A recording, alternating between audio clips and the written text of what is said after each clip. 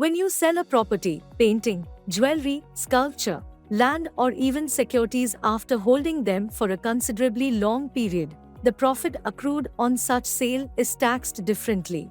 This income earned on the sale of long-term assets is known as long-term capital gain, LTCG. To put it a little more technically, profits or gains arising out of sale of capital assets are called capital gains. Let us decode its nuances, including the tax rate it accrues, exceptions that apply, and exemptions you can see. For a gain to come under the category of LTCG, the asset should be held for longer than 36 months prior to the sale. At the same time, if it's held for fewer than 36 months, it is taxed as short-term capital gain, STCG.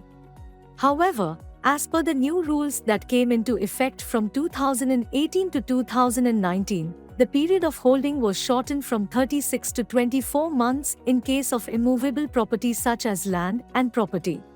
At the same time, the period of holding is considered 12 months in the case of listed shares and securities for the purpose of long-term capital gain. The long-term capital gain draws a tax of 20% plus surcharge and healthy and education cess. From the transfer of listed securities and units, the capital gain is levied at 10% before adjusting the inflation or at 20% after adjusting the inflation. To seek exemption under Section 54 of the Income Tax Act, the individual must use the proceeds of capital gains to buy a new house or to construct a new property. The new house should be bought either 1 year before or 2 years after the sale of the asset that attracted LTCG. It must be noted that if the seller wants to construct a new property, it must be completed within 3 years after the sale of the property that accrued the capital gains. One can also save capital gains tax by using the proceeds to acquire the bonds issued by NHAI, National Highways Authority of India, and RECL, Rural Electrification Corporation Limited.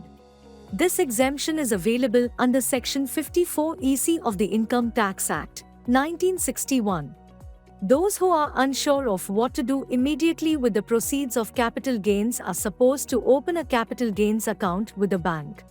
The money saved in the account can be withdrawn to either buy the property for construction purposes or to buy the bonds by NHAI or RECL.